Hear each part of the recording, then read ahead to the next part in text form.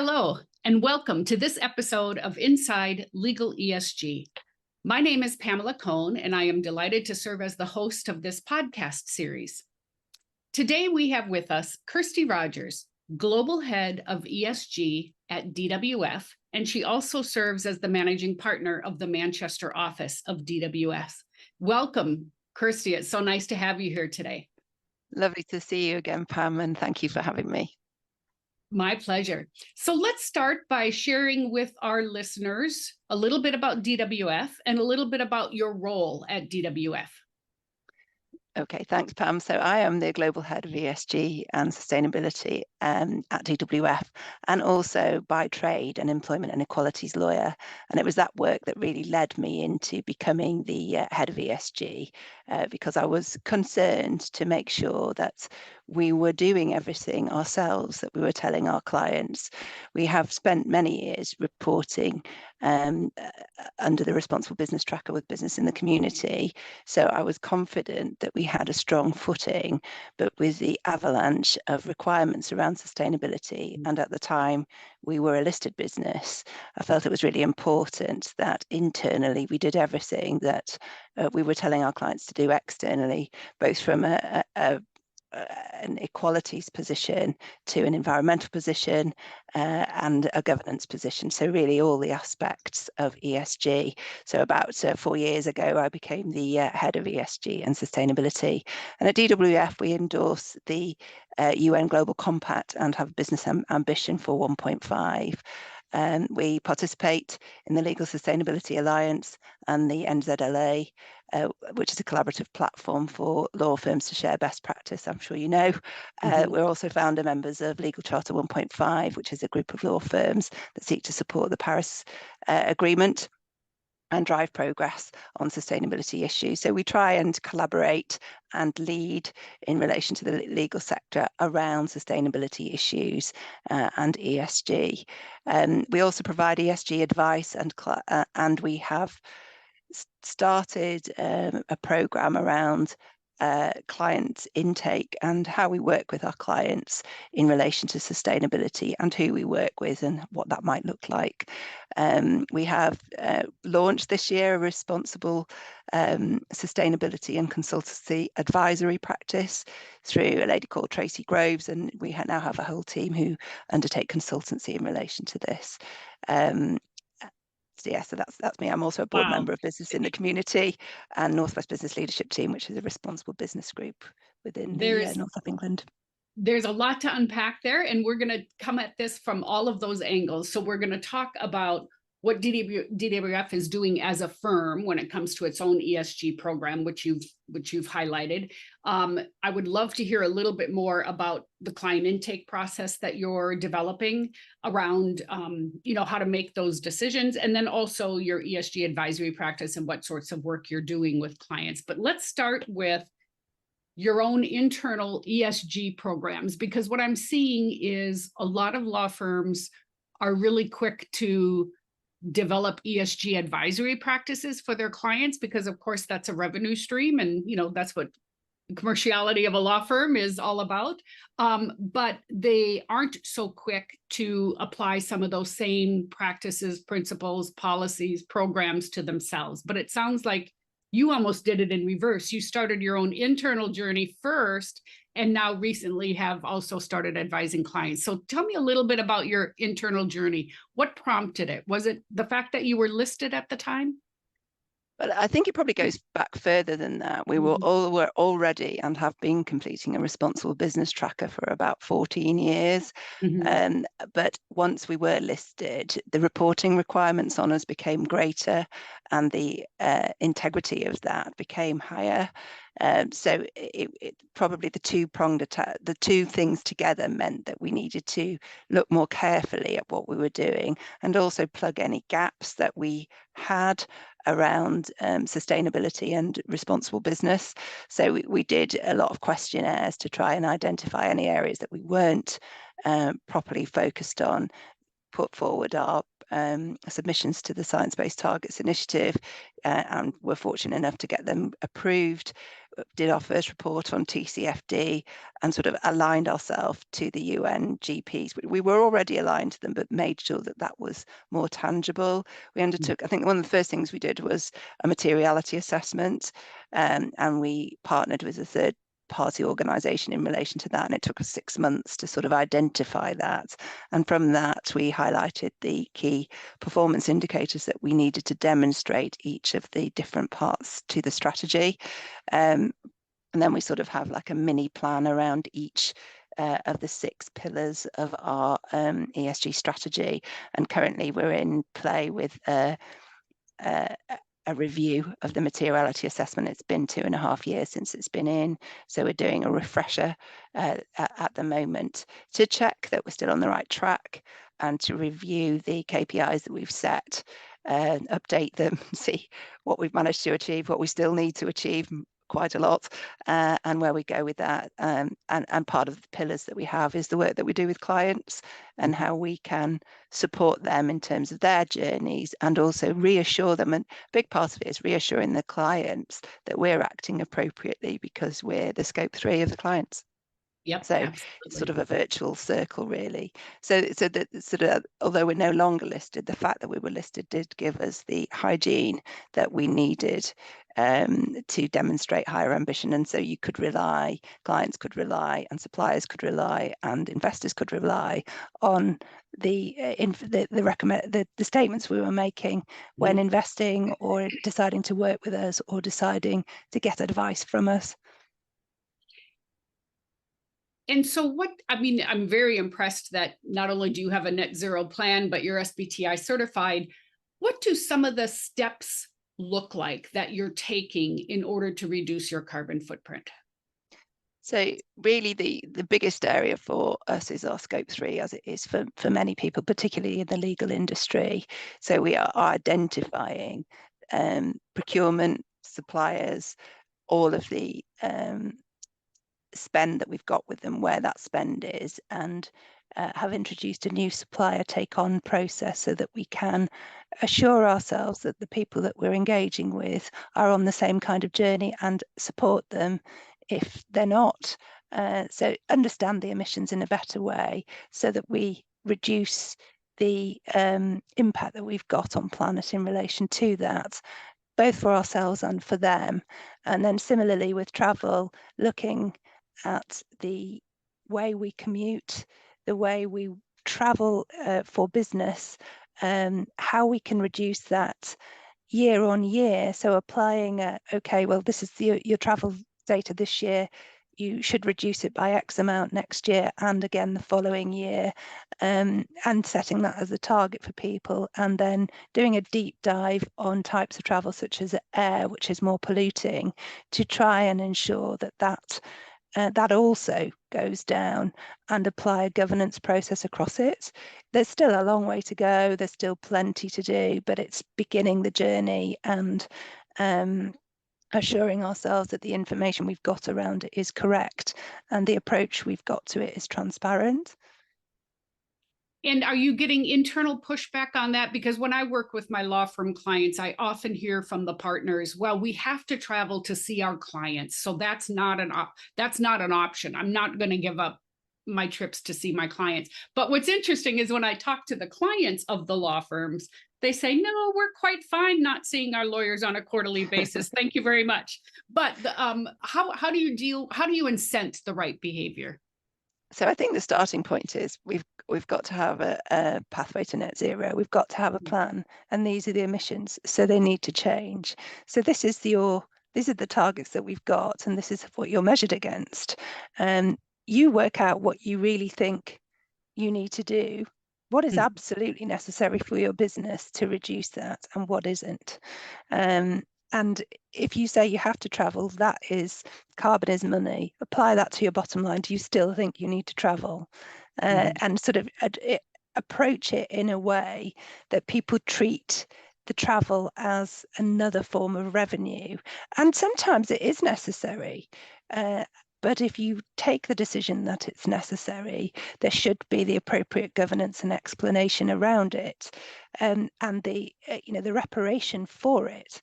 So it's sort of there's several things to unpack, really. First of all, is education. Second is understanding that carbon is money, really should be treated in the same way. Third, what's your business case in relation to that? Fourth, well, the other thing we have to do is the pathway to net zero. So how can you make sure that if you do that journey, you're doing other things, you're traveling with purpose, and perhaps you're not traveling somewhere else? What is the process? Now, that doesn't happen overnight. It's a sort of an ongoing process, but I believe in engagement, and I believe that people are seeing that the way the climate is, it's an absolute necessity to think about this. So, as we get more sustainable travel, this may become easier. If there are solutions that mean we're not emitting as much carbon by travel, then that will be a different measurement and a different journey. So it's all changing. But as we are where we are at the moment, you have to look at, well, how do we reduce, and how do we get to a place where we don't lose the importance of some face-to-face contact, and along with balancing that with the need to reduce carbon emissions. I love what you said, that carbon is money, because really it's another budget to manage, isn't it? My carbon budget this year is X, and I will make travel decisions against that budget in order to get, like you said, in order to reach our net zero pathway as well. And I think sort of approaching it on that basis is this is your decision to make. This is the pathway. This is how we've got to do it. You need to tell me, why you need that travel. Yep, exactly. It's not easy, and no, it isn't, and it's a journey, right? And it's, as you said, it's an educational process. It's a learning process. In some respects, the pandemic did us a favor, because it proved to all of us that we don't really need to get on a plane every week to do our jobs, right? Myself included. But I think the trick now is to not get sucked back into the way we always used to do things without thinking about the ramifications of that. So let's move on to client work. What kind of ESG advice and counsel do you see clients looking for? So a lot of the advice we've been giving is through our energy sector, so renewable energy finance. We do a lot of work in relation to that. We advise Net Zero Marine Services on the first ever electric shore power stations for vessels in the tidal Thames. We assisted Greater Manchester Combined Authority, which is here, and it's 10 authorities, on a multi-project framework agreement for low or zero carbon emissions. We've been involved in green hydrogen and solar PV, and a production facility with hydrogen. So lots of work enabling the transition to a green economy. Then separately, we have a responsible business practice who work with boards around their responsibilities and the obligations that they are now subject to, and the horizon scanning in relation to the legislation that might be required. And we have built a new ESG and sustainability advisory practice led by Tracy Groves, which work with organisations around things like materiality assessments, culture audits, and will be launching a campaign in April around the CSDDD, and how they should approach that. We'll have a risk-based tool that will apply in relation to that, but also identifying the best approach, the risk of a failure to comply if once we've got the final detail. That is in fact still there. I think the meeting's next week, isn't it? But those are sort of the three-pronged attacks we've got. Our litigation team are obviously doing a lot of work around claims of a variety of types in relation to litigation. We've got climate-related litigation, corporate diversity and inclusion, companies being scrutinised for their diversity policies and practices, lawsuits of discrimination, greenwashing claims, false or misleading statements. Our regulatory team are seeing a lot of those. Supply chain responsibility, emissions reductions targets and fail to meet stated targets is another area, and product misrepresentation. So lots and lots of litigation, which in various types is keeping both our regulatory and litigation teams pretty busy. The last time we talked a little bit about how there is so much around ESG that it's a real challenge for SMEs to figure out how to do this, how to staff it, how to track it, how to understand what it means for their business. Tell me a little bit about ESG for SMEs, and what advice would you give some of the smaller to medium-sized companies on how to even get started? I think it's really difficult for them. It's very difficult for everybody. It's quite overwhelming when you first get involved in the world of sustainability and the obligations under you. So I think the first thing for SMEs is to raise awareness and resources. They've got limited resources, so they just need to understand the relevance of ESG to them, and then take a more bespoke approach so that they take into account their size, their industry sector, and their stakeholder expectations. They don't try and do what the huge firms are doing. They do what's relevant to them. So sort of mini materiality assessment. And they focus on the specific aspects of ESG that align with their business context. I think still doing a materiality assessment is crucial. And they should look at sort of their business operations, their reputation, and how they can be sustainable for the future. And just ask simple questions like that, and then start to prioritize material issues. I think it's important that, all businesses has a business strategy, and treating that information from their materiality assessment as part of their business strategy and integrating it in that way will make it easier for them to think about sustainability. So, who they buy from, how they work, what their governance structure is, all those things are you might expect in their business strategy. Reporting is not mandatory for SMEs, but it's still quite valuable. So actually just recording what they're undertaking and the changes they make and how that improves over time will enhance any disclosures they later have to make, and means they're on a journey that they can share with other people.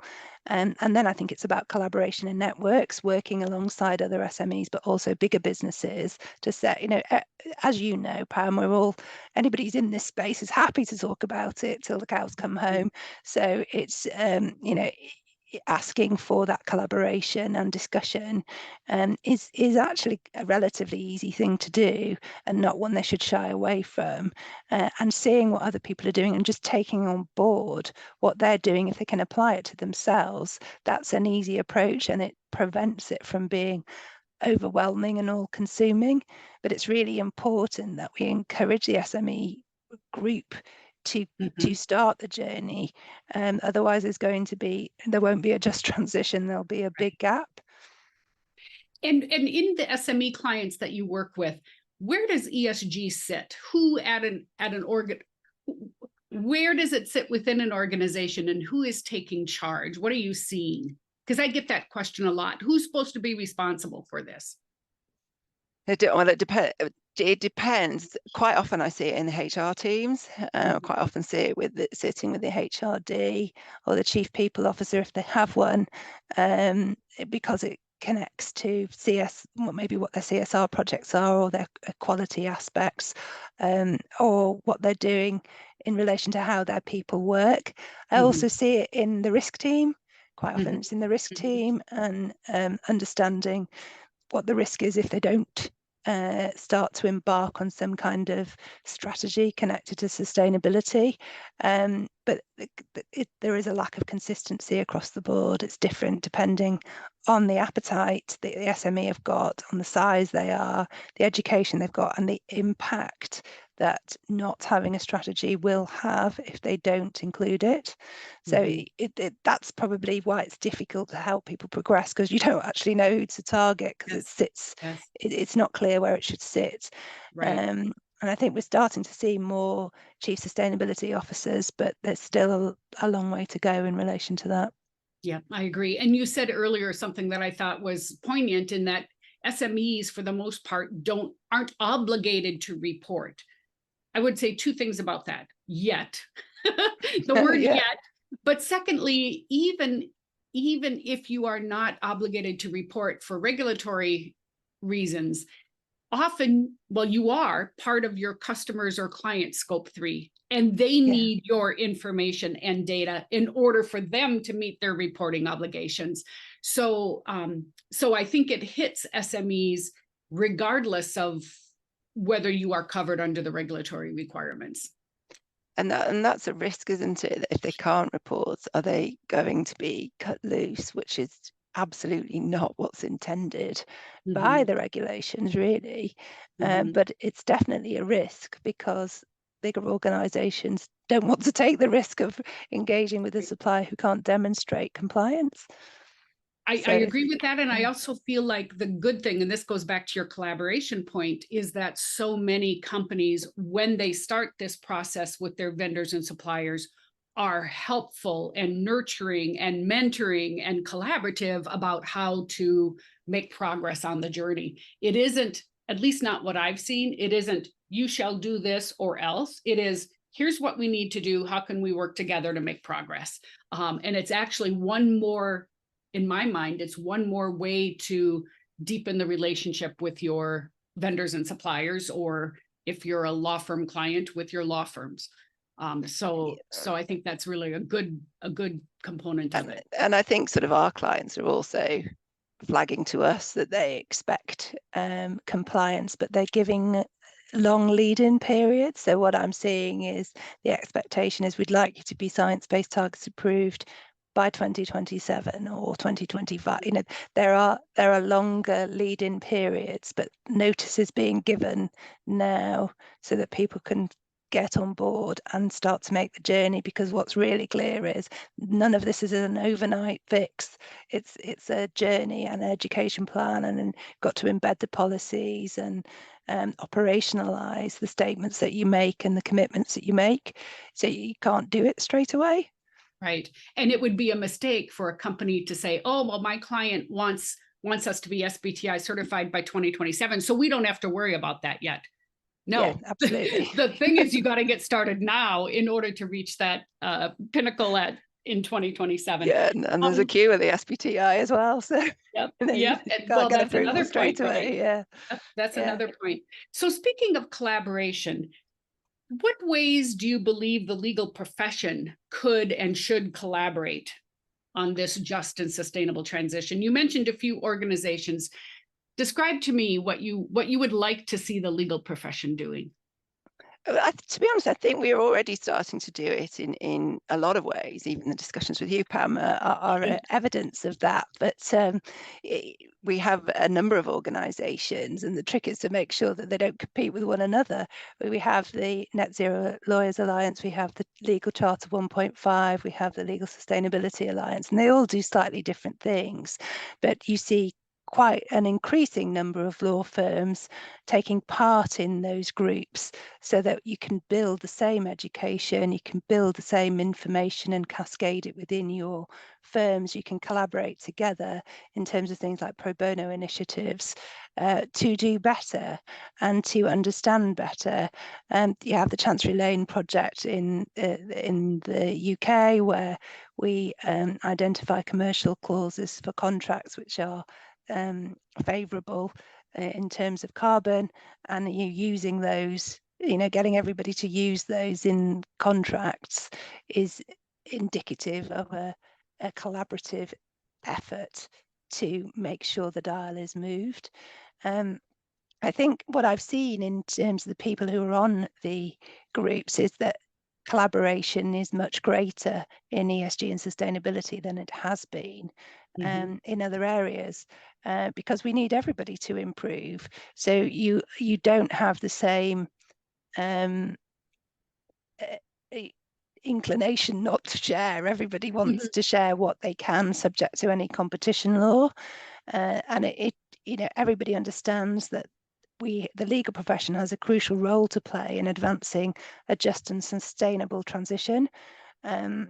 So they're looking at legal advice, compliance and disclosure, making sure we provide competent advice, that we understand what that means in this context, that we look at raising our voices and making statements around awareness on environmental laws and regulations, on the importance of sustainability, on carbon and its impact on the climate, and also on biodiversity. So the more we can talk about what's happening and the impact it will have and the requirement to comply with legislation, the better it will be for everybody in the sector, but also all our clients and suppliers and the people who work in our businesses who can cascade it more widely. So, you know, the role we have to play is quite big in that respect.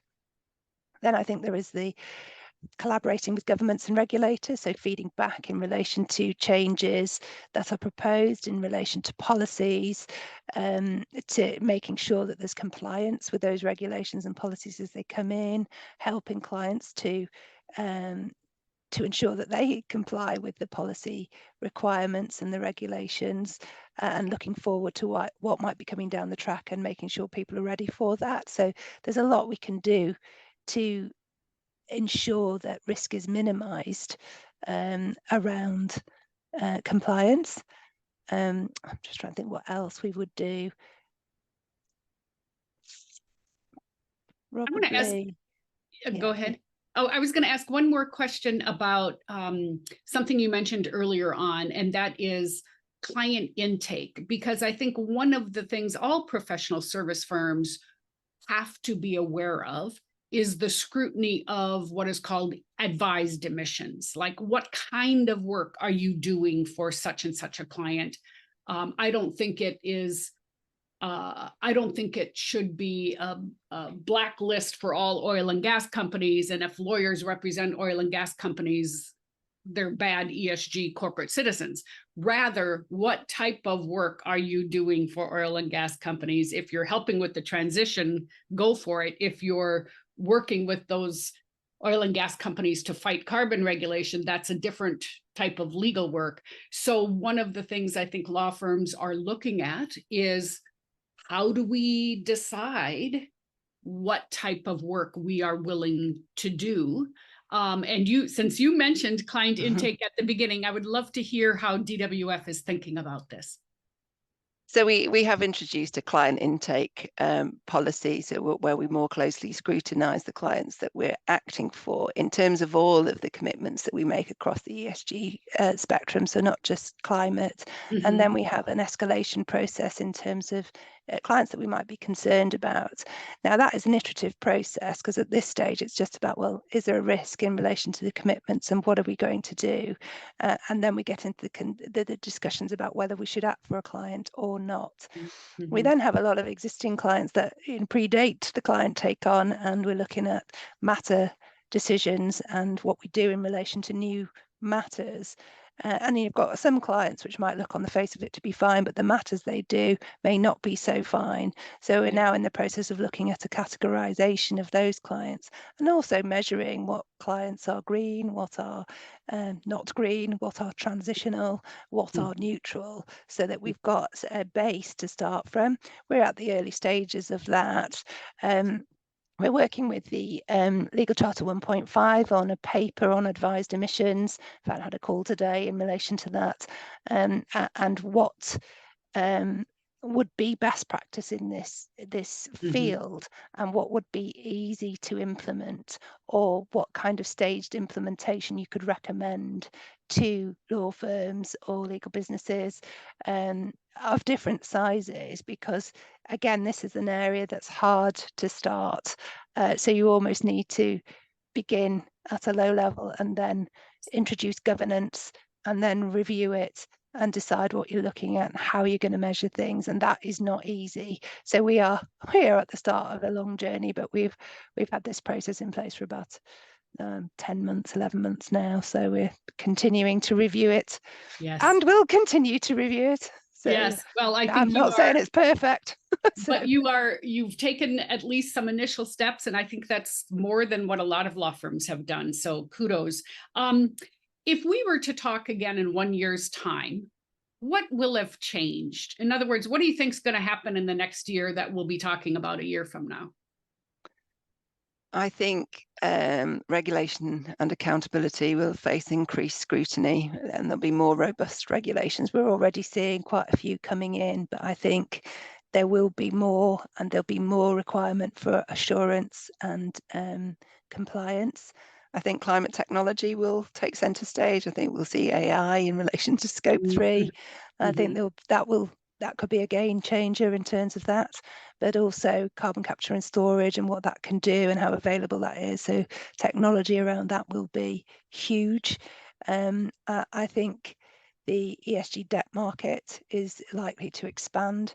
The green, social and sustainability bonds look poised to swell. So that will be another area that we would look at. And then I think the changing political environment may have a lot of impact on what we will see in a year, because there are so many elections expected this year, which could dictate very different approaches on climate. And I think the climate itself is going to dictate what we all have to do, as we see targets topple, and the impact on nature and climate getting worse. I think that of itself will dictate change and will speed it up. Yes. And as my final question, and I like to ask this of all my guests, because so much of what we talk about can be overwhelming, if not depressing. In this space, those of us who work in this space day in and day out have to have hope. So tell me, what gives you hope? I think what gives me hope is the fact that there are more and more of us in this space, and the discussions are global. The other thing that gives me hope is it is a collaborative space, and we do share information relatively freely as much as we can and help one another, which gives me hope that actually we can see change, because it is that collaborative space. I think we saw at COP, although it didn't give us everything we wanted, there was a recognition and acceptance that we had to change, from actors who in the past would not have accepted it. And whilst we didn't get everything we wanted, it definitely moved the dial, and that gives me hope. We would always like it to go further, but that, we are seeing change. We're seeing more regulations. We're seeing more people, committed to it, and we're seeing that business is on the whole very much behind it. Yeah, I agree. And I think when we talk a year from now, I think we will be pleased with the progress made. But like you said, it's never fast enough for many of us, but at least we're moving in the right direction and progress is being made. Thank you so much for your time with us today. It was an insightful conversation, and I'm very impressed with where DWF is on its journey. Thank you. Thank you very much, Pam, and thank you for having me and DWF along. It's been lovely to talk to you today. Bye-bye. Bye.